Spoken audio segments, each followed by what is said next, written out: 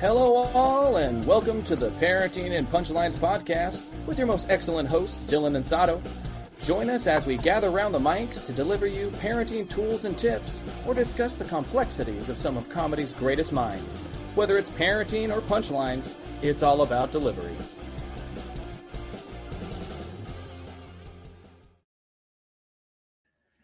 What is up, Saro? All right, dude. Can you hear me? I was totally muted because of the intro, so my bad. I was all right. I was saying good night. You know how people say good morning, but nobody says good night as a greeting because good night's like good night. Yeah. Yeah. You ever think about that? I don't. Like if I see you in the morning, say, "Hey, Dylan, good morning." But I see you at night, I say, "Dylan, good night." You're like, "I'm not going to bed." Yeah, you'd be like, "Good evening," and even that, you'd be like, "What the fuck's wrong with you?" Good evening's okay. I don't mind it. Good evening. Exactly. No, that sounds like I can't do it straight. Well, how are you doing? I am busier than ever this week, so good stuff. Yeah, that's good. Business is booming then, huh? Yeah, took a little, post school is out break, and then parents probably got their kids situated in whatever summer activity camp you want to call it, summer school, whatever, and then they're like, boom, back out. Let's go buy some homes or rent some homes or whatever. So I'm like, yeah, let's go. All right. Yep, been busy. Good. Busy's always good. And how about you? I am excited. As you can see, I got a little haircut. Mm-hmm. Give you the boom. Erin did it. She did so good on my lines. Wish I could find an old photo from 2003 where I'm gonna look. I think it was you, me, Louie, Mike, and I finally, my hair doesn't do what your hair does, but I did get a Mr. T going. So there's a photo of the four of us somewhere. Yeah, somebody has that. Maybe I do. I don't know. Maybe even Mike. Mike, I know, had a good collection of pictures on his computer back in the day. And I bet you it's on an old computer. Someone has to just fire up. Yeah. I mean, I have a crap ton of photos, and we talk about showing them on here, but some of them are on my Google Drive. It's true. No, I actually have on my desk. I just have to actually take the time to download that program. And that's a photo scan. It's great. Yeah, for sure. But the reason I got this mohawk is Oli has gotten into punk music in general. She loves Green Day. So she's been listening to them a lot. And then more and more, she's asking about other bands that I just listened to back in the day. So Green Day's coming through town. We have a daddy-daughter date, and we're going to go. And she's like pumped. It's so cute to see her get excited. So, yeah. And so Erin was trimming my hair. And then she just, how like you switch guards? She's in the middle of the switch, and she just goes, "Oh no!" And I was like, "What the fuck?" Yeah. And then I was like, "You know what? We're gonna do the Green Day concert. Give me the mohawk. Yeah, whatever. Let's do it. It'll grow back. You have some very long, lush hair. You know what I mean? Where, it's full. Oh yeah, this has no product. This is just me. Yeah. Just boom. Do you still use soap to make it stand? Yeah, if I need to. Now they have I found the perfect, for me, Murray's is the perfect pomade because it's got a waxiness to it. You don't need much, and it goes in there. I can use it. It goes It does what I want it to, but for the most part, I can get a good almost 6-7 inches where my natural hair just kind of like that's why I always did kind of a faux hawk anyways, because it would dry and stay on its own. Yeah. It just looks more fluffy. And then if I wanted to have like more of a wet, thin, perfect hawk, that's when I would add product or soap. And soap is perfect because it smelled good. So people would always be like, "Oh man, you smell so good." And I was like, yeah. I got literally have soap in my hair. A whole bar of soap in my hair. Yeah. And then you could actually re-lather it where hairspray sometimes you lose its effect. So I could just get water and then kind of go like that and bring it right back. Brilliant. Yeah. I don't think I've ever heard of anybody else using soap as gel. Oh, it was the best, dude. It was like a little known secret that I was just like, did you ever try this? Do it, dude. Same with Liberty Spikes. I did that once or twice, and you just get the lather and it would just pull it into just like shampoo. You know what I mean? When you were a kid, but you could get. I wonder why it sticks and stays when it dries. Probably weird. Very weird. Yeah, I don't know. But anywho, the concert shall be fun. Who's opening for them? Do you know? Dude, it's gonna be huge. Okay, first of all, it's Rancid. Wait, I'm trying to think of it's like the Linda's or something like that. Rancid, Smashing Pumpkins, fucking Green Day, and that's a crazy ass lineup. It is a crazy lineup, but I was like, Oli, if you're gonna go, we're gonna see Smashing Pumpkins, we're gonna see Green Day, we're gonna see you're gonna see all the bands you want to see before they don't tour anymore. I mean, let's not make this about a full-blown music podcast, but I do have to kind of lean in on some of these bands that we loved in our 20s, and like the Pumpkins, not the same. Oh, but no. Green Day's still killing it. Right. I'm not worried about it. I'm just excited for her. You know how like some people get excited because they'll be like, oh, I actually got to see like Tom Petty in concert. I actually got to see Nirvana. I have the ticket stub. Right. That's pretty dope. That's why you always save ticket stubs. Yeah. Because once that artist is long gone, you have the ticket stub. Imagine seeing Nirvana. I've never seen Nirvana. I was too young to see Nirvana, but save the ticket stubs. Put it in a scrapbook or whatever. Oh, but absolutely. Or even like same thing with like No Doubt. Like we went and saw No Doubt, which is pretty freaking cool. And I was trying to remember who was all there. Ooh, okay, you saw No Doubt, The Vandals, and Cake, right? Is that the concert you're talking about? 1997, maybe, give or take. We didn't go together. I don't think we went together. No, I'm pretty sure I went with a separate group. I was like, wait a minute, you weren't with me, but you were at the concert. I think I went with, I want to say Rich Murray, Brent Seymour, but it might have been, I don't really know, to be honest with you. I mean, I was in love with Gwen Stefani personally. Listen, great music. Yeah. Great videos. Back in the day, videos were everything, right? Also, honestly, great show. Great show. Yeah. Oh yeah, she killed it. Great atmosphere. If you, especially being a single male, I was like, listen, all these chicks. I'm feeling the vibe. They all look like her. Yeah, or thrift store versions of where you're like, I like this. Did you? Yeah. Oh, I made this myself, and I'd be like, yes, artsy. I love this shit. Exactly. Yeah, totally cool. Yeah, it was fun. That was a good show. That was my first concert ever. Oh, I think I had gone to like, so I just knew you have roommates too. Not that I had roommates then, but like just friends of people did music stuff. So I wasn't really into shows all that much, but I just, somebody would pull me along, be like, dude, you got to go to this. And I'm like, yeah, okay. Oh, yeah. Cool. There was a moment there for like a couple of years. I was going to a handful of shows every year. I've done Coachella also, so that was cool. I've done Coachella. Yeah, that was fun. We just did one day, but not Modest, Flaming Lips. Oh, nice. Headlined, and so did The Cure. That was great. Wow. That was really great. That's a good one to get under your belt. Dude. And then we saw The Cure again like 2 months later in Arizona. So I caught them twice in 1 year. And that was, man, I miss going to freaking shows. I'm going to Say Anything next Thursday with Turtle. Oh, cool. So that'll be fun. But yeah, concerts. When's the last time? Has Oli ever been to a concert? Or is this her first concert? I think first real concert. Like we've taken her to, like, Portland has some cool little venues where it's like at the park type situations where they'll have like, it's a venue and it's pretty much like that. Those count, but they're not like a rock. It's not the same. You know what I mean? No, absolutely. So this is her first rock and roll show. That's cool. Yeah. And that's why I'm excited too, because I was like, oh, and because Oli's like, I was trying to get her into the other bands. She's interested, but like Rancid especially. I think in her mind she was. I don't know if I could even stomach Rancid. You know what I mean? I was like, It's a.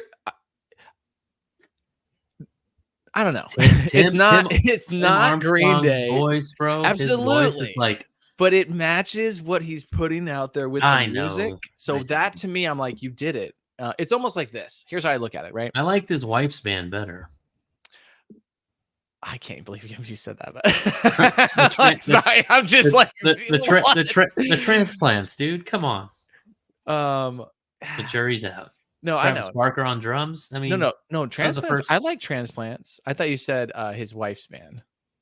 Oh wait, didn't his wife have a band too? I felt like didn't he marry the girl in the I can't think of it. Oh, the Transplants was it really Transplants was him. Yeah.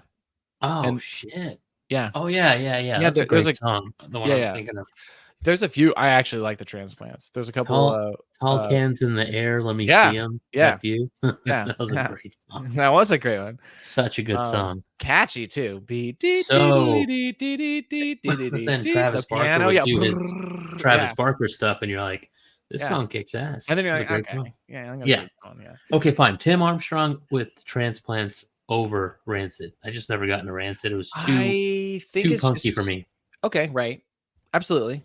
I can see that. The other was a little bit more poppy, and they mixed in some a great like DJ rap element to it. You know what I mean? So I think I was more. I'm excited just for her to just have like it's cool because they are kind of similar, I guess you could say, but every one of those is kind of its own style, I'd say, of that same genre. Totally. So I'm psyched for her to get that experience. I'm also psyched for me to be like, dude, I get to see 3 different awesome bands together with Oli. So yay. I hope to hell they play their old shit and not just stick with their new stuff. Oli's in the same boat from what she's heard so far. She really likes older Green Day. She likes Green Day in general, all of it. She'll listen what's her favorite album? Do you know? I'd have to ask her that. Is it she'll just she cycles through a song. She'll do one song like 5 times in a row. But ask her, if she loves Green Day, she'll pick either Dookie, Nimrod. It's probably from what I hear her playing. I have them out of order. Between Dookie and what's the one with the faces? That's Nimrod. That's Nimrod. Yeah. That one was a little bit more happy. You know what I mean? Like more of a happy album.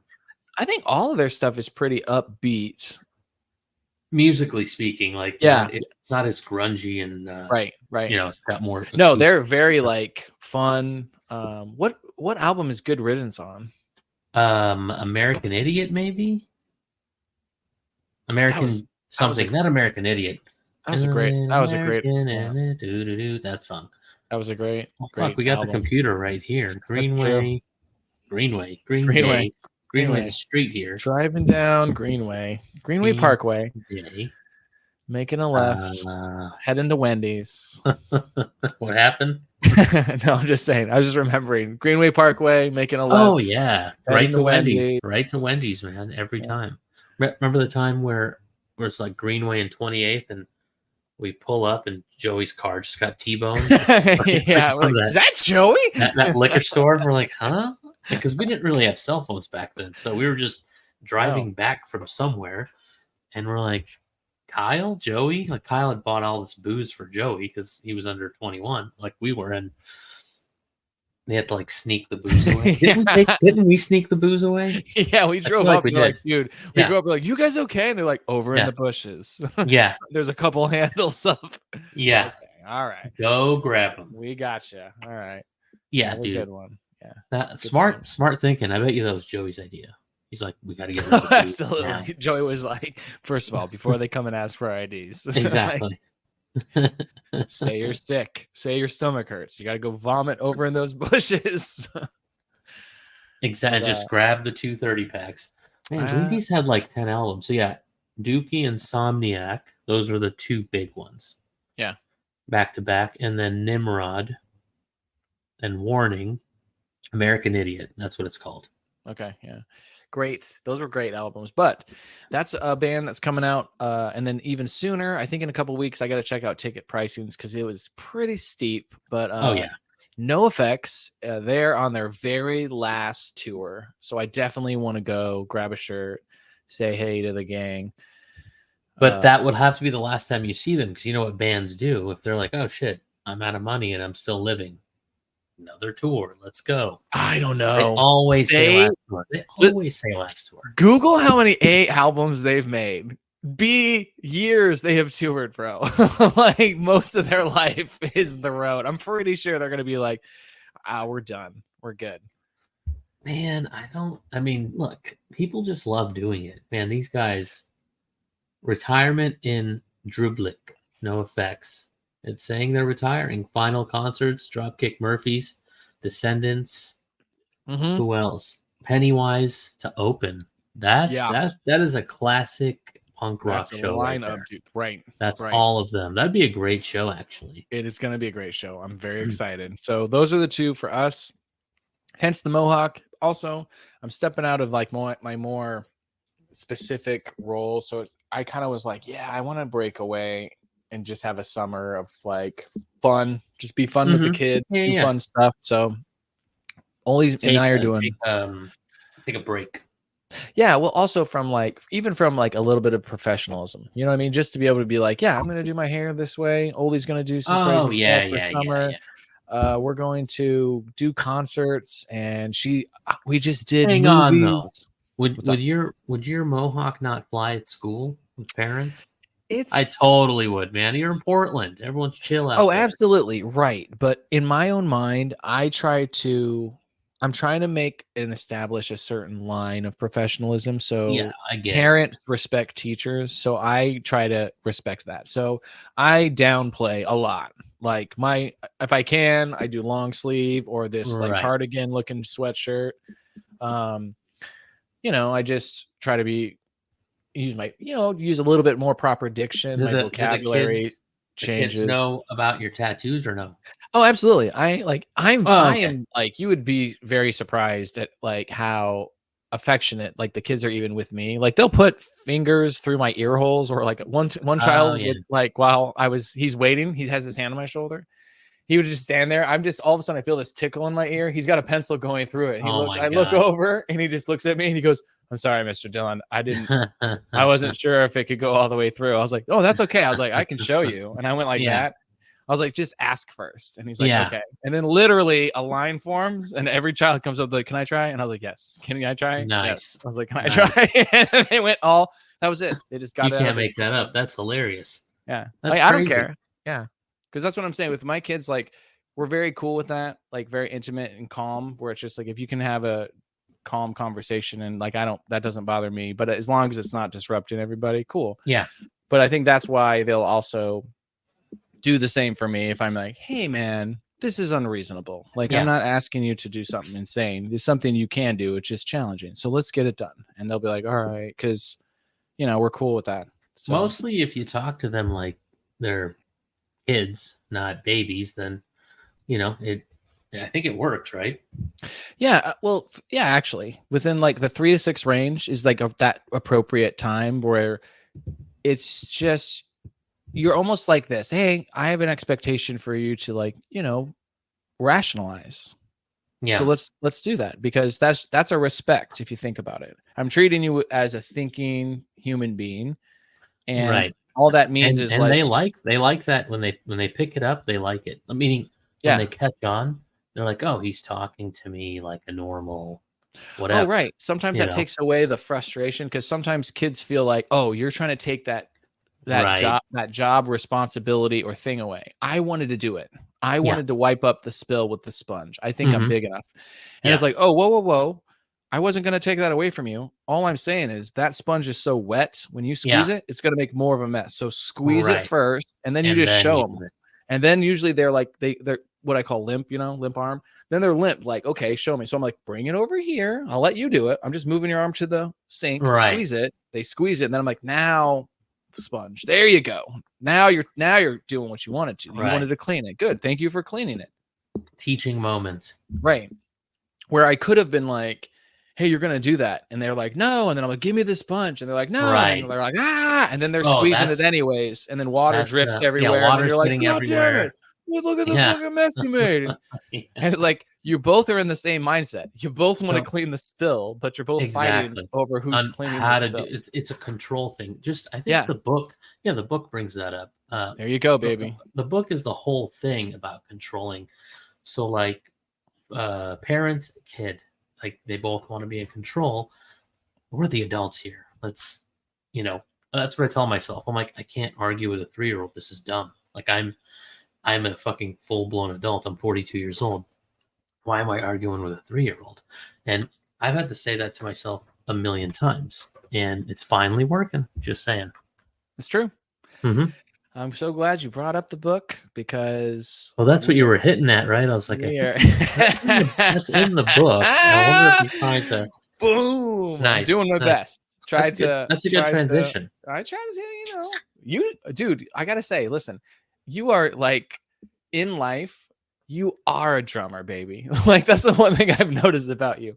No matter where you are, what situation, what group of people, what music, what food, what situation, what dance, you're like, okay, I can make this beat flow and this because like I'm like leading and you're literally like the book and I'm like yes yes dude this I didn't but then we brought it up right after, but exactly what you were saying leading in, that was a smooth transition actually. That's what I'm talking about. Good work. Oh, good work. Sniffing that out. But yes, taking us back to chapter 4. I have it right here. Hold on. All right, good. Get that book. How to teach kids to do their chores voluntarily. We're talking about the book Hunt, Gather, Parent. What ancient cultures can teach us about the lost art of raising happy, helpful little humans. Written by McLean Ducliffe. I got to learn to say her name the right way. Every time I second guess myself, but PhD. That might be McLean Ducliffe, PhD, NPR researcher, parent, and all around great writer. I got to say, I always like reading all her chapters. Just a recap of the author.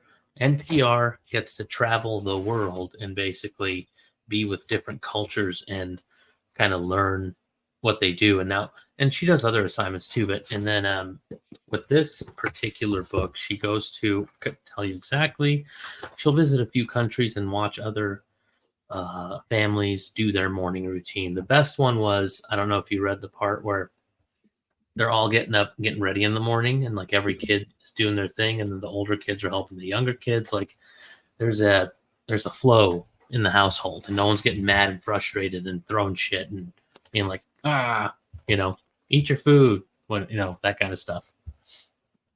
Right. And that's another thing that was kind of neat too, is it wasn't just like certain age groups doing certain chores. Everybody had a certain almost like I guess you'd say a training, it seems like. Yeah. When they're younger, they start off with, basic, simple chores. And then as they get older, they get more complex. So it was really cool to see in those examples, like the teen daughter coming home and recognizing the mom is like tired and being like, oh, hey, let me make dinner and watch the younger ones. I'll do the dishes, whatever, take a break. Totally. And then the younger ones could be told by the older sister to be like, hey, you guys need to go clean up, go put your shoes away, go gather the stuff for laundry. So it was like the older sister was acting as the mother, and then the siblings were acting as what the older sister was expected to do when she was that age. Right. So it's really cool to see those cycles in other cultures, one, and then two, to see those successes and how she breaks them down, because this was also, I think, the first chapter that we have a checklist at the end of like what to do at home and support different age groups and yada yada, like all that. It's on here. Yeah. If you go to it's only a couple pages long too. Ideas to remember, kids of all ages. I mean, we can go through all these. Too bad we don't have a slide to put up, but we'll get there one day. I do have a resource I could put up. I I got to double check. I wonder if it'll get flagged as some research and information does. But I went ahead and this is a resource I give to all the parents at our school. This is a book we use in the class for teaching the teachers for parent teacher trainings, just to help them with what to do at home and supports. And at the end of them, there's like I said, there's these checklists and things to do at home and information. So I went ahead and typed all those up, what she wrote, and mine are just 1 through whatever. So it doesn't exactly line up with her chapters. It does in the sense of the first one is how to raise helpful kids, which is this one, chapter 4. But yeah, I can provide that. I'll put that on there. So if anybody wants to just download it, it's great because it just sums it up. Like ideas to remember, do it today. For older kids versus younger. Yeah, age 7 and right. So it just gives you really specific examples on what to say, when to say it. And I think that's like a really helpful guide. Yeah, kind of puts it in order for you. And if you slightly follow it, it doesn't mean it has to go in that same exact order, but this is like the next few things coming up during this age, you know? So like instead of telling the child, there's like a lot of good stuff. Well, I think the great thing about it, like I highlighted a couple stuff, so I'll show you some of the things that are really neat that I think as any parent, especially with kids in this age group, you can testify to some of the things that we can't fully understand why they just are, but they're a benefit that you use as a parent. So one of them is no one understands exactly why toddlers feel so motivated to help or why rewards appear to diminish the impulse, but it's a good stem from their strong drive to be around their family and connect to their parents, siblings, and other caregivers. So just right there, that where kids get to that toddler phase and then a little bit into the 3s where they're like, I want to do it. I want to do it. I want to do it. And you're like, okay. So that's like you said a second ago, that's a great teachable moment where, okay, if you want to do it, please do it this way because this is the most successful where it's not going to make a bigger mess, hurt someone, hurt yourself. And if you give them those boundaries but give them the allotment to do it, typically they will. And then if you compliment the work afterwards, like, hey, thank you so much, then they get excited about it. And then later on, you can ask that and be like, hey, would you like to sweep it yourself or do you want me to do it? And they're like, oh, yeah. And then boom, you got a helper. Now you have someone working with you on a lot of projects. So I believe some children, because I only say that because I have one, sometimes he just doesn't believe you. And he's like, no, I want to do it my way. And you're like, it's going to be like, no, not a big deal. And you just let him screw it up. Right. And there's always those times for that, or sometimes you can find a way to make time for that. Like for instance, with my son putting on his shoes, I don't know why, of all the things that he needs to do to get ready to go home from somewhere or to go to school, putting on his shoes, the thing I feel like I have to ask him to do 1,000,000 times or go over there and stand over him to do. Right. Maybe he doesn't like shoes. No, I think it's just like, well, I mean, yes, because he likes to walk tippy toe. That's just his thing. Right. Part of autism. Mm-hmm. But also I think it's just like going over there, just sitting down and going through with that action is just one of those things he doesn't want to do because he knows it means time to go. Right. That's the other thing too. Rather than like battle him, I just know like, okay, it's going to take him 10 minutes at least. That's the time. I've kind of already looked at it. We're always about 10, 15 minutes late. If we always try to leave at the time, I always dictate. Sure. So for me, I'm the adult. I can back it off 10, 15 minutes more and then start the same process. Yes. And then either create a natural consequence or a natural reward for getting in the car. Not bribing, but saying something like, do you want to pick the music on the way to school today? Right. Yeah, I do. Then get in the car. If I'm sitting in that car before you, I'm picking my CD from the case and you don't get to complain. You don't get to say anything. Yeah. I'm just going to do it. And then he's like, I'm going to do it now. He's almost like in a panic. I'm like, I'm not going to say anything. I'm going to go sit in that car. Yeah. And then if he sees me walking to the car, he's like, no, I'm getting my water bottle. I'm like, you better run. You better haul it. And then it's more fun. He's laughing and he's like, and he's trying to get out there, but we're on time. It's working. Yeah, mine get mad if I do that. He starts screaming at me. See, he'll get used to it because he used to just do the same. And if I had to set a boundary, and I would just be like, "Nah, sorry, too late. I'm looking through the case." Like, it's so funny. He would collapse on the ground. Well, the ground sometimes you would like, have so mad. Like, I'm like, but you just pointed something out. You got to follow through. You can't threaten and not do it. You got to fucking follow through. Well, don't. Careful those words. It's not threat. It's not a threat. It's a bribe. It's a boundary. It's a boundary. Yeah. You're saying if then. Right. If you want the responsibility of doing the sponge, it's reasonable. You need to get all the water. I don't want to clean it up. You said you were going to do it. Go clean that up. Or let me do it next time without screaming and yelling. What are you doing? What are we doing? Okay. All right, good. That's it. And then next time, I'm allowed to say no because you didn't want to follow through, right? Okay. All right, good. All right. We just had a talk. That's it. Yeah. And then next time you have the same talk. You just bring it up again and again and again, and they'll get it where they're like, all right, cool. Yeah, it's a constant I don't want to say training, but you're kind of training. It is. If you think about the way the brain's wired, right?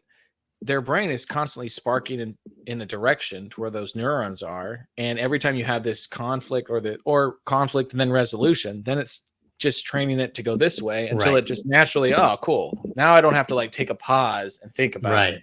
Right. It's just naturally like, nah, we do it. I got to clean up. Dad's going to come over and talk to me. Mom's going to come over and talk to me. Grandma's going to come over and talk to me. My teacher's going to come over and talk to me.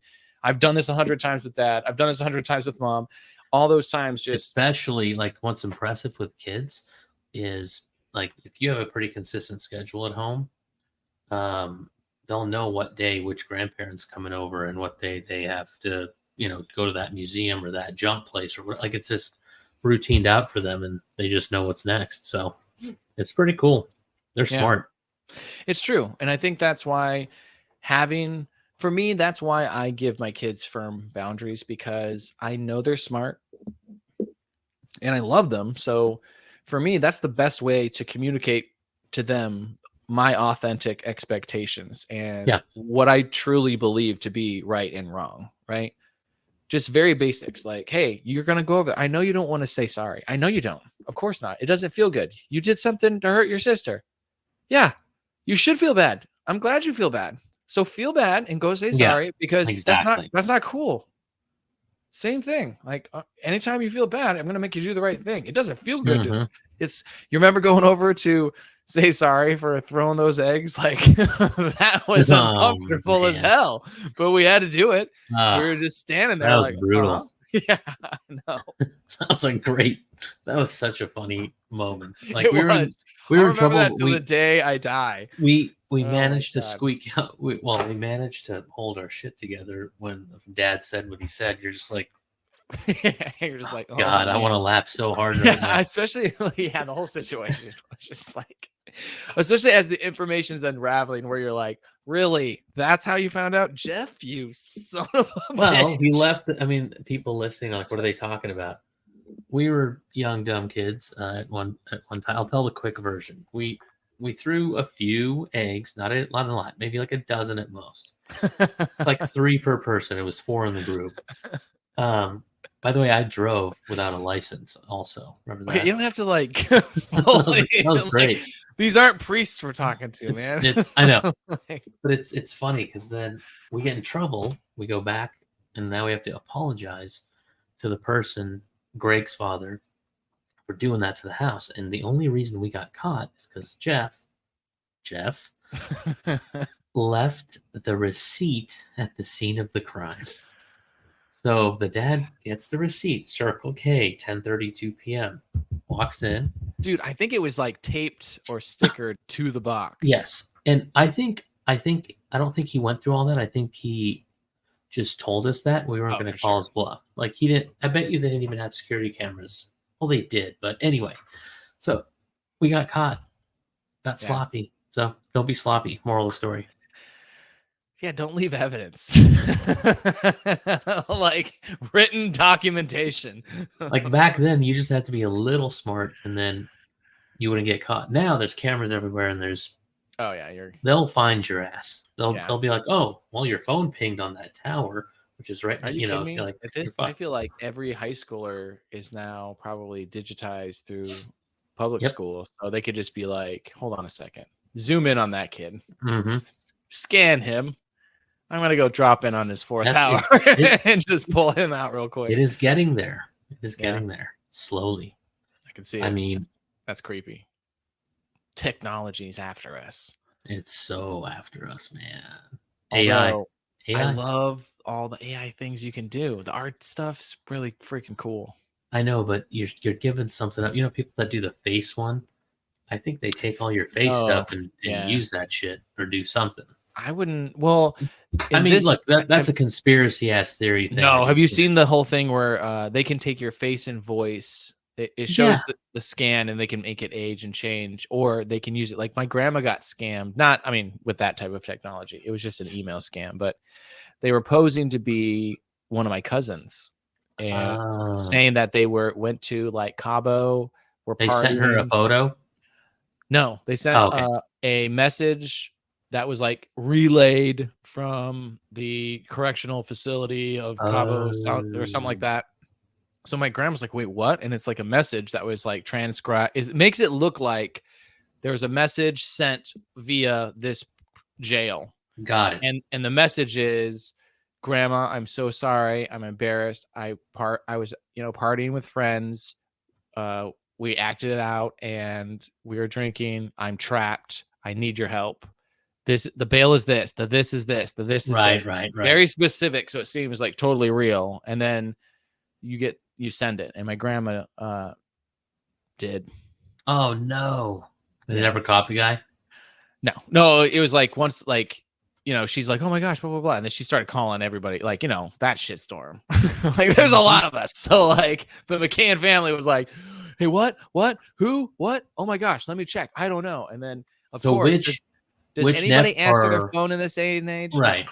They go to the message. So everybody's just hearing, like, the messages and going, oh my God. And then which grandchild was the name? Robin. Oh, Robin. Yeah, Robin. So they said, but she was not in Mexico. No, and I think what they did is they got simple Facebook information, because everything in there, I was like, you could get that from Facebook. Like, you could go and look and see Robin and see her if she's out hanging out with friends, and it looks like she parties. You could, because it said something like, I was out with my girlfriends, where if you look at her page, she's out with her girlfriends. She does that, right? And all the things, we're having wine with some friends. We blah, blah, blah, like all the little things. Nobody would be like, that's not like Robin. Like, they basically. Right. They just basically like look at your photos and kind of make up a personality type. That's pretty smart, actually. It is. And it's not, and that's basic. That's not even using AI. Right. So yeah, it was just a very, very believable, which is anybody going to like a certain place. Cabo San Lucas is like, yeah, that's where people are going to party. So just hearing that name, you're like, oh, absolutely. Oh, I'm in a Mexican jail. Holy crap. I'm sure you went down there with your girlfriends from college, and you guys get into. How long ago was this? This was a while ago. Like, 10 years ago, maybe. Okay. So, well, that sucks, man. Hope it wasn't too much money. It was a good amount, but like my grandma's set, so she's not too worried about it. So I think it's embarrassing. But but I mean, that's not. It's just like, it's super sad that people fucking do shit like this. You know what I mean? They prey after older people and younger people, it was such a slam dunk. That's where it's like, that's why I was like, Grandma, like, that shows how much and how fast you were like, I love you. Yeah. No, exactly. I don't want it for you. And I was like, that's loving. I was like, yeah, that's pretty awesome. Don't feel dumb. I was like, because the fact that you could, you should feel like proud that you did. Not everybody would. Yeah, don't worry about the money. It is what it is. Or let me just, hey, you sit tight. Let me double check. Yeah, hold on 1 second. Yeah, like, hold on. Where are you? The worst prison? Hold on. Just. Yeah. You know what I mean? Like, you heard of this place? Yeah. Like, is this a real place? No? Okay. We're looking into the situation. Sorry, dear. Yeah. Wrong email address. What's your social security number? Let's go right back and forth.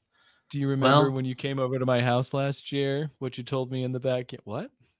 That's my question. You got to answer it. If you don't remember, I'm sorry, but no. But anyways, back to the book. Great book. Great section. How to get your kids to do chores voluntarily. But I also think that this is also a great guide. There is on page 63, if you're following along at home, there is, to me, as a teacher, as a parent, as a person who works with kids in general, like whether you're teaching them music or you're teaching them to go to the restroom or make a cake, there is a great guide, and it's literally steps to training a child. Step 1, 2, and 3. Mm-hmm. Try it. 1, train helpfulness. It's got from like babies walking to like the ages all set for you, and it is fantastic. It's pretty clear. Yeah, babies to walk. Yeah. But here you go. Here's another little section I highlighted. So the first step to raising helpful kids can be summed up in a single phrase. Let them practice. Practice cleaning, practice cooking, practice washing. Let them grab the spoon from your hand and stir the pot. Let them grab the vacuum and start cleaning the rug. Let them make a bit of a mess when they are little, and slightly less of a mess as they grow. By the time they're preteens, they'll be helping to clean up your mess without you having to ask them, or even running the entire household. It's never too early or late to start inviting children to help. Rebecca says, children can really be involved in the household chores way earlier and do way more than you realize. Western parents often underestimate what a child at any age is capable of when it comes to helping a family. So set your expectations high and let your child show you what they can do through their interests and their demands. But, Mom, I can do it. Rosie tells me this every day once I let her. Along the way, you will learn something about your kids and yourself. You'll know how to work together side by side on common goals, which I love. That's true. A lot of the things that you want done, you got to find a way to make it a common goal for both of you. And then you're not fighting them to like pick up their clothes. Yeah, exactly. That takes, some people just get it figured out, but it takes 2 or 3 years, 4 years sometimes. Like I feel like today I'm finally turning a corner, and it's crazy. Think about it though. How old are your children? 4.5 and 3. But right there. Yeah, it's the prime time. How long does it take about to get a degree? Right. 4 years, right? So you're right there. If you're feeling that capability, it's because you've been through a wide curve of their learning. Like they were literally 100% dependent on pooping, sleeping, eating, moving, breathing. Oh, can't leave it on your face too long. Right. So Exactly. now you are like an expert in a lot of their behaviors, because even like when friends come over, right? Your children, when they weren't verbal, could do certain things that you knew the cues of, where you're like, no, let me go. There's something going on. Let me go check out this situation. Like he's just acting weird. Like he's going to go take. Oh, yeah. You get to know them very well. Right. So you don't always have to have like a full blown like moment to make behavioral changes. Sometimes it's subtle. Sometimes you can get ahead of it, like we were talking about with my son, where I just start the clock a little earlier, or I know certain things will make it easier. So I'm like, cool, I'm going to set those up or put those natural consequences in place, remind you, give you the time, and then success. Yep. Hopefully. But yeah, great chapter. Mostly, yeah. No, really good chapter for sure. Yeah. All right, cool. What's the next one called? The next one, chapter 5, is how to raise flexible, cooperative kids. And that is something I'm sure we all want. How do you get them to be cooperative in those moments, and how do you make them flexible? We'll talk about that next week. But we have about 15 minutes to close things down. Do you want to? We were going to talk about Chris Rock. Oh, Chris Rock. Of course, we have to talk about Chris Rock. Chris Rock is the man. There he is, 59 years old. Let's see. I'm just going to go to his movies and comedy and just look at his career, kind of like we did with Eddie Murphy, right? Yeah, go for it. I usually just go to his bio.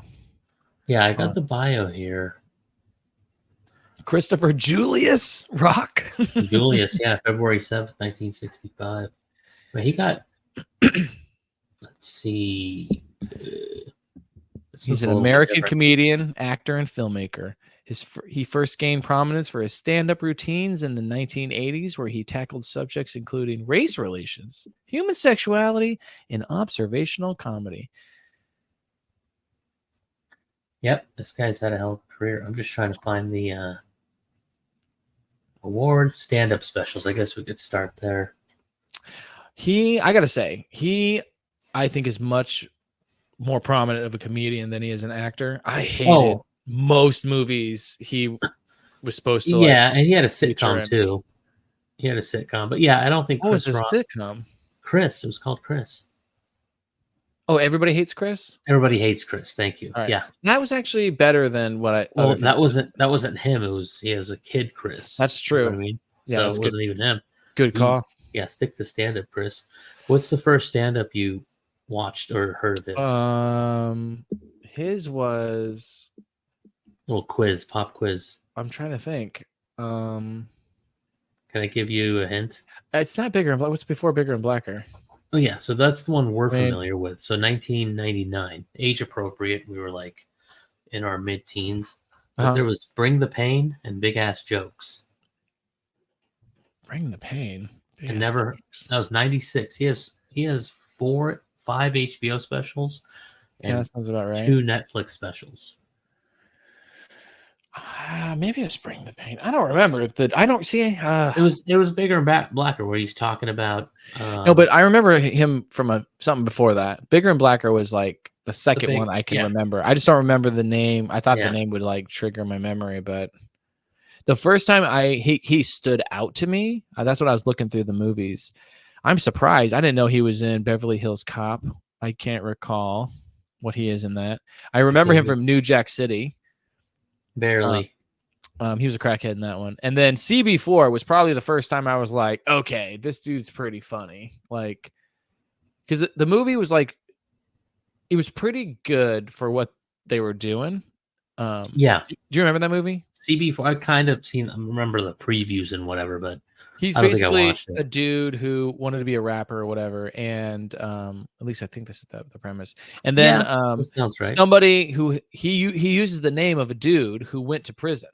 So he uses that guy's name and his rep goes up because they're like, oh my God, you're this guy, blah, blah, blah. And then that guy gets out of prison is like, what the fuck? You built a rap career on my name and cred.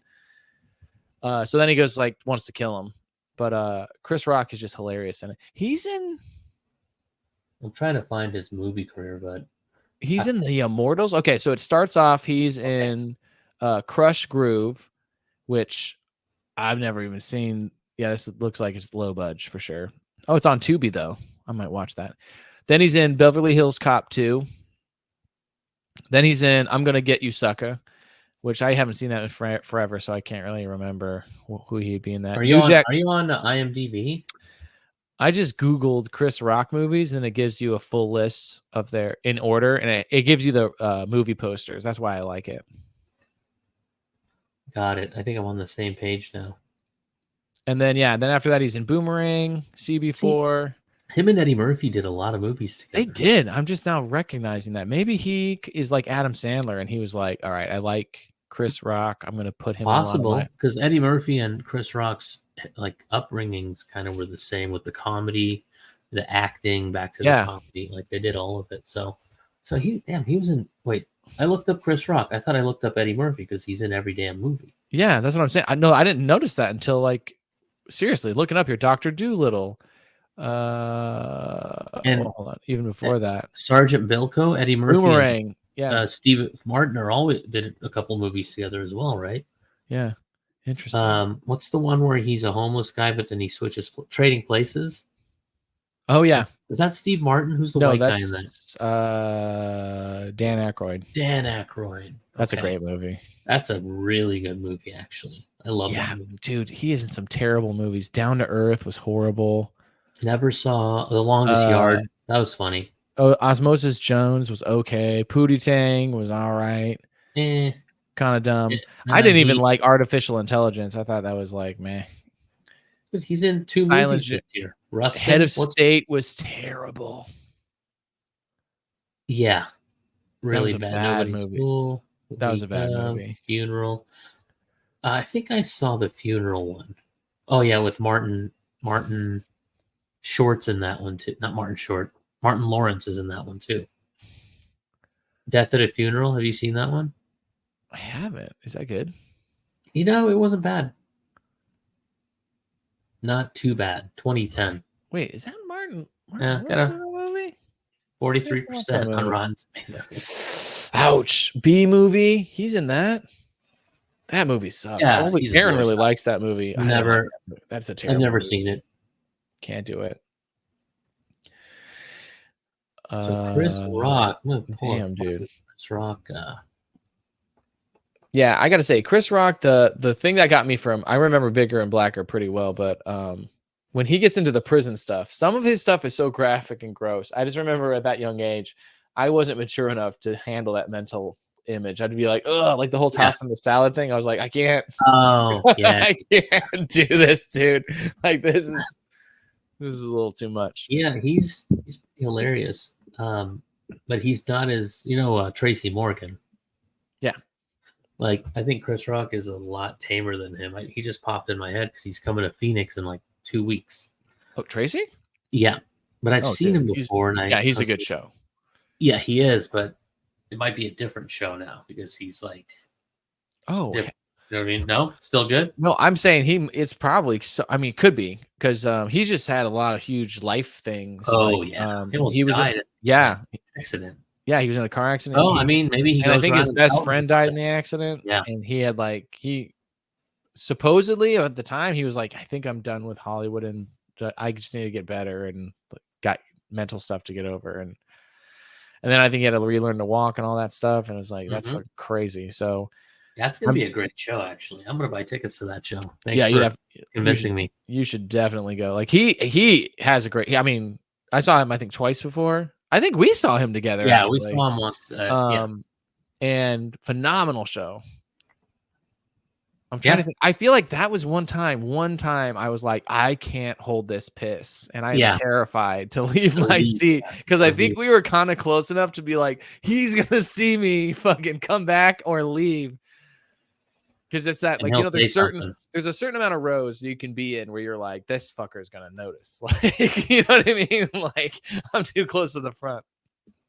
I mean, those are good seats too. Should I do it? There's VIP is $60. That's not bad. For Tracy Morgan, that's a steal. Hang on, I gotta look at the calendar real quick because I might just buy these and hope and pray we can go. Yeah, 28th June, we could do it. That would be a good show. I'm buying 2 tickets. Who's he traveling with?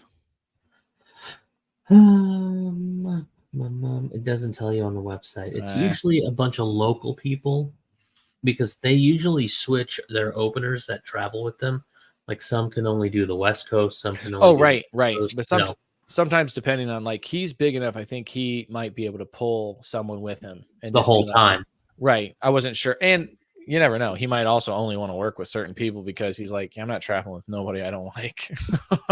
It's a good mix-up for the headliner to switch their openers. It just gives you a different feeling. That makes sense, especially if it's the same routine you're listening to, you're going to do your same routine. But if you mix it up, you may, stay fresh or whatever. Right. So, but yeah, some of the local ones here are pretty funny too. That warm up the crowd and do all that stuff. It's good to just see. That's how you see those early people, and if you do it enough, like.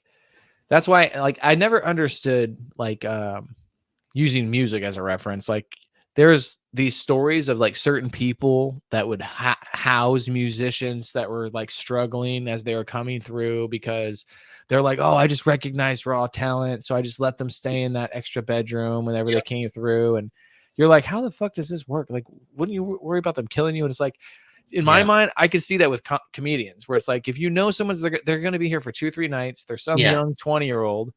They're eating shit food because they're traveling. Yeah, exactly. And they got nothing. And you're like, hey, you want to have a home cooked meal and stay in this area? Like I have a garage it's a B&B. You can relax, have the travel come off of you because you do have a talent. Holy shit. Like, yeah, you remind me of this person. I wonder if that happens.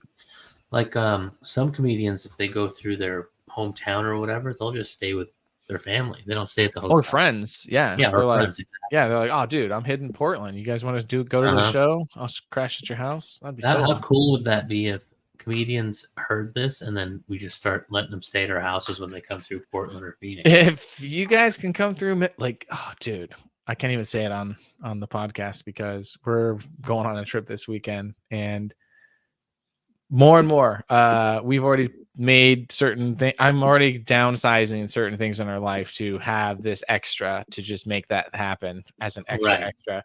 I already found out some new information today that made me so excited, dude. There's every step of the way is good. So I'm pumped because that could happen. And if not, come visit, dude. Yeah. Like, I got a spot. I'll show you a very, very cool area, and we can ride some bikes. Is it the one without the floor? That one? Yes. Yes. That's a good one. So I also looked at the zoning for the where the actual lines lay, and I was like, oh, so that little lot next to it too. Oh, okay. I didn't. So there's some space that's parking, but it's not. It's just dirt. But it's it's a piece of your land if you were to buy it. How long's it been on the market? Let me ask you that.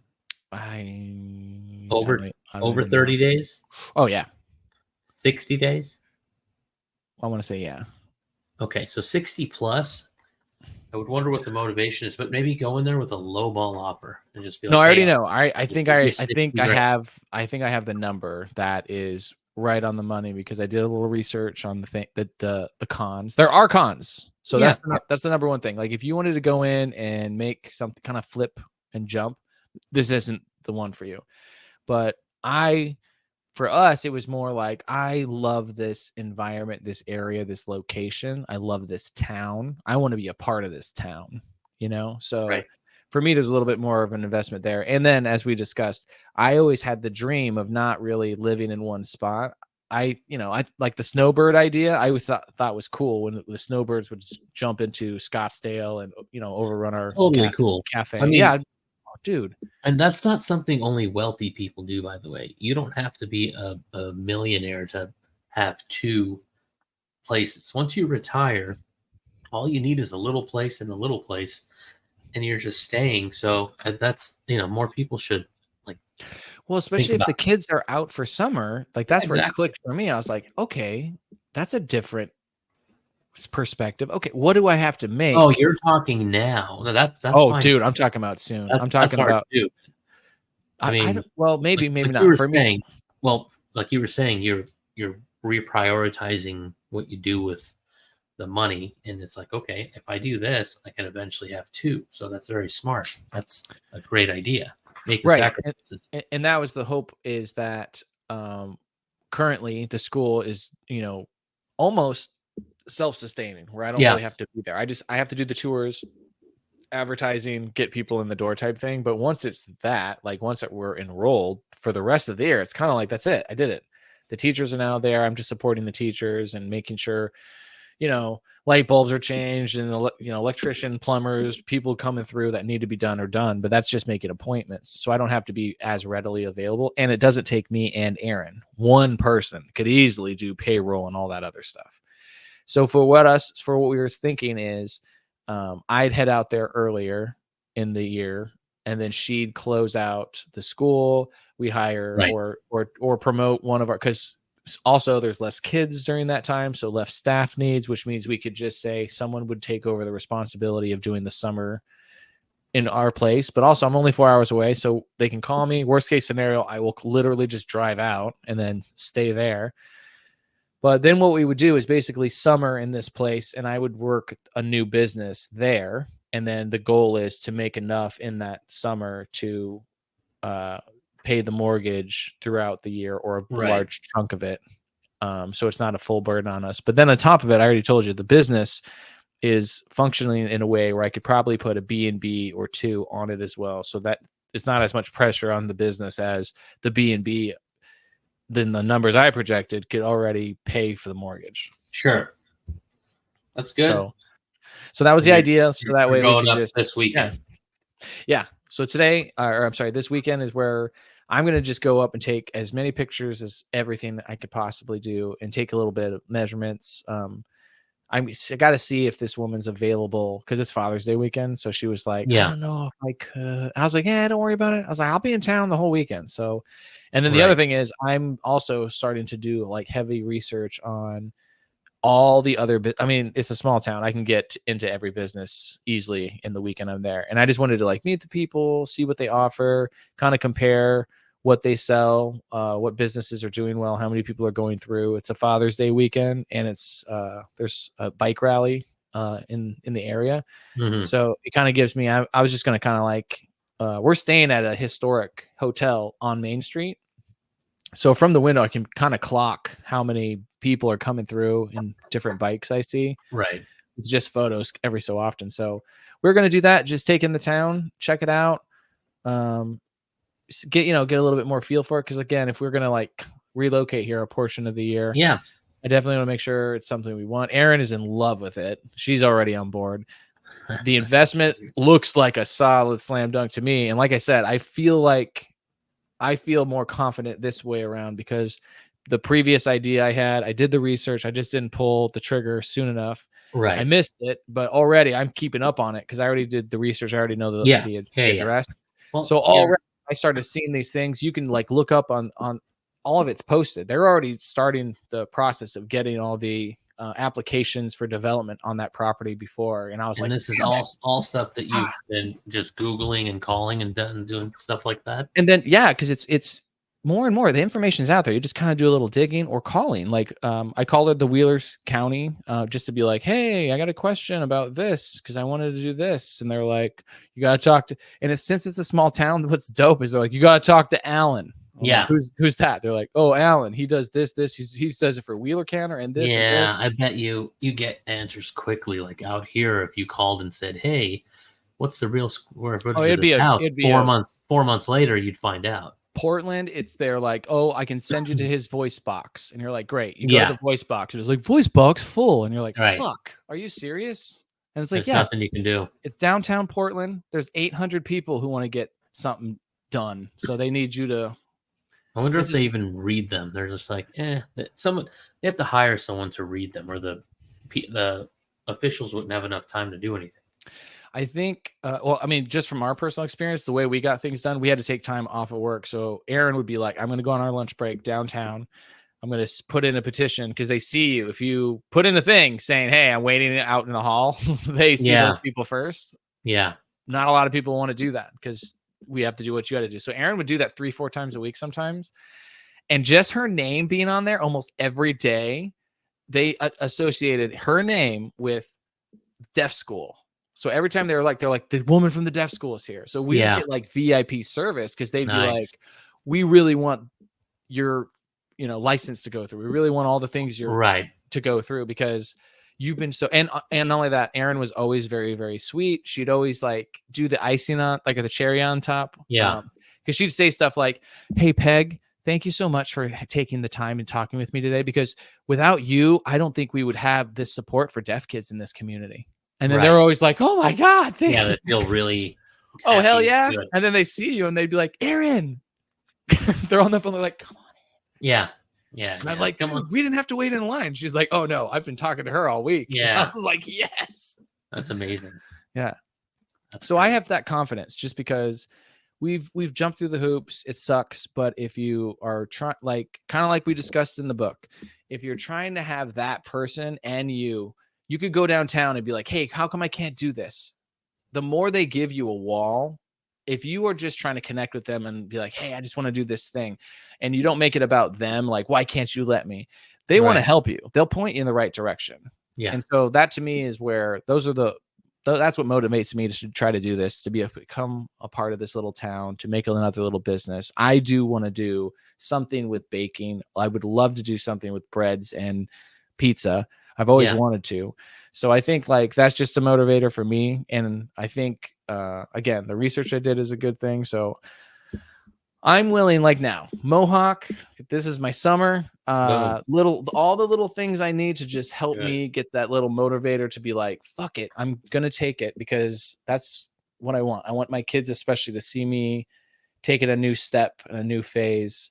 And even if it doesn't work out, cool. What's the worst that could happen? I have to resell, but it's in the development phase. So even if I get that other room done, finished, and done, I can sell it for more. So in my mind, it's a good. Right. No. So you've done the research. I think you're ready.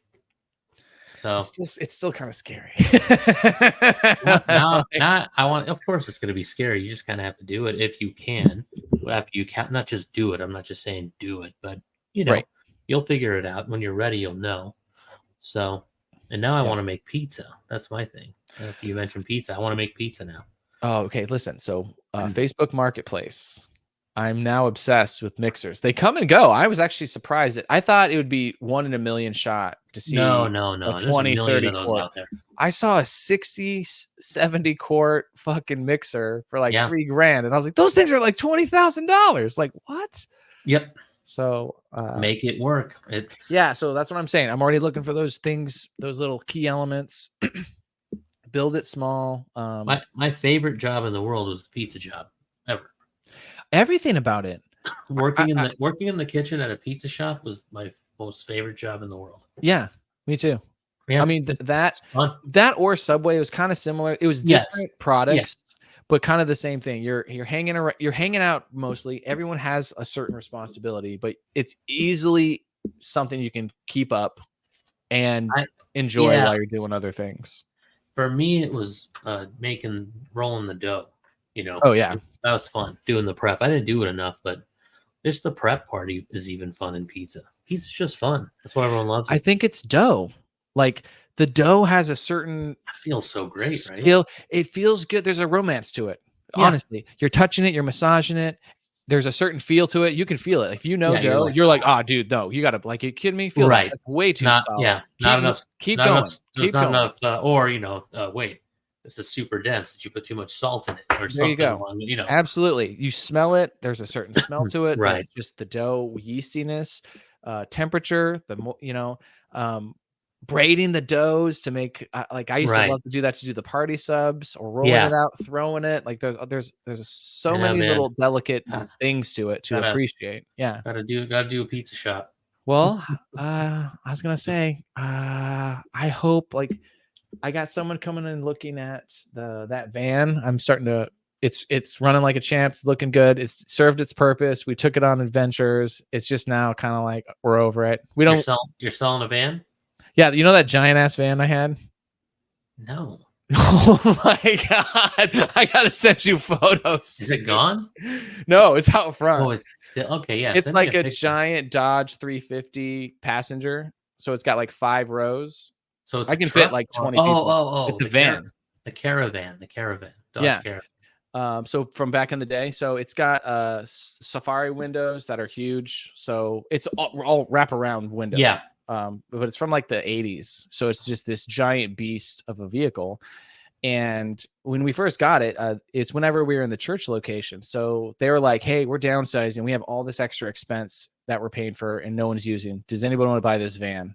Yeah. So they sold it to us like 50% under Kelley Blue Book.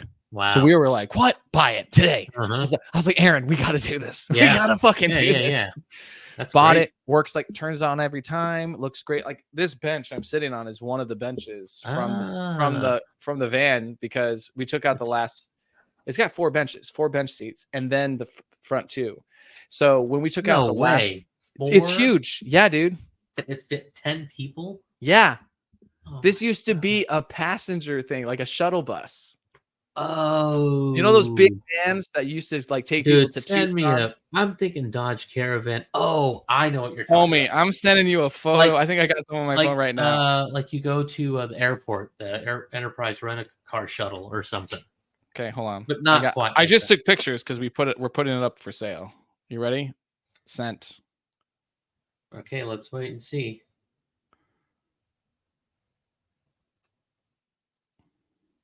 Here's another one.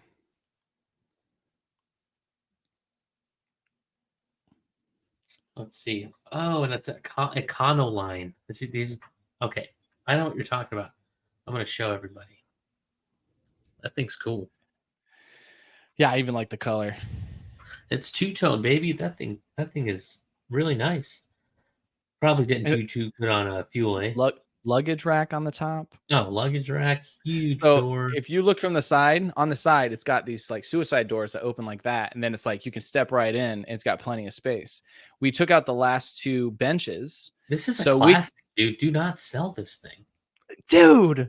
Classic. I'm selling that to put down on this next venture. That's got why it. I want. Listen. I have been obsessed with like looking for deals, and I mean, like, yes, that's how we got that van. So it's like deals come, and we used it. Like I said, we took out the last two bench seats, and we put in a queen size mattress. It fit perfect right in there.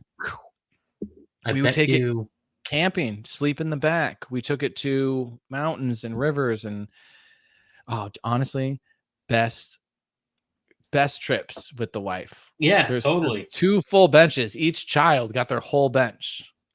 Get to your bench. Stop touching your sister. You have a full seat to yourself, bro. Yeah. And then no reason. Yeah. Then we'd get there. All of our stuff was packed on the bed. We would take it out. We'd set up tents for the kids. The kids got their own tents. They'd sleep with their backpacks in there. We got the command center. So we would just sleep there, have all the stuff running out through there. But again, like now we're getting to a point where we're all too big for it. Like it was fun while it lasted, but yeah, we now need a cabin. We just can't do You need more space than that. Yeah, Ollie's a teen, and like she can have her own tent. Yeah. But I'd love to keep it. Trust me. We've had it's got. I get it. If you want, come out this summer. We can have one last adventure in that goddamn thing. Because when I got it, I was like, we got a tour bus, so we can get the band back together. Like this thing can definitely. What the hell is it called? A Dodge? Look at the side. I don't know. It's a Dodge Ram LE. Okay. 250. I'm just gonna put van. Found it. Dodge Ram van. 71 to 98. Okay. Wonder what it's worth. I think it's only worth. I mean, that thing has only got 60,000 miles on it. So, holy crap! I'm telling you, bro, best deal of my life. A church bought it. What year is it? 89 or 90, something like that. I'm not 100% sure. I'd have to check. I'll tell you what it's worth. $27,000. What? Yes. That's why that guy's so eager. I think No, do not sell it without doing your research. I think you have kind of a. That's why I was saying that's a pretty unique car. It drives like a dream. Honestly, when you're riding in it, it's smooth, but also not. You know how you drive a big vehicle and you kind of feel like, whoa. Yeah. No. Smooth. It's considered a classic, dude. Do not do your research on this, because I think you might be able to get like 20 to 30K for this thing if it's. I'm gonna talk to Aaron because we have it online. We already had a couple calls on it. We put it online for how much? 6,500.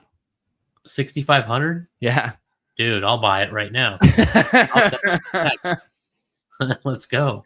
Well, no, now that you said that, I was like, I thought Aaron usually does, but okay, yeah, we'll take a peek at it. I mean, I could be wrong. I just did some quick research. What did you do? Did you do Kelly Blue Book? Here. Oh, no. Well, we can do that too. But I would need to know the year and all that stuff. But this is a Dodge Ram. Well, then I'm going to talk to you. Okay, Saro consultant. Here, I'll send you the link. I don't know what yours is. Yeah. Let's see. Yeah, I think there's no way I can get 29,000. I'm saying here, let's hit the stop record, and then I'm gonna I'm gonna share my screen with you. Thank you, everybody. We're gonna see you next week. We'll join you again with Chapter 5 in Hunt Gather Parent, and we will have a surprise comedian for next week. Surprise! Thank you, and good night. Goodbye.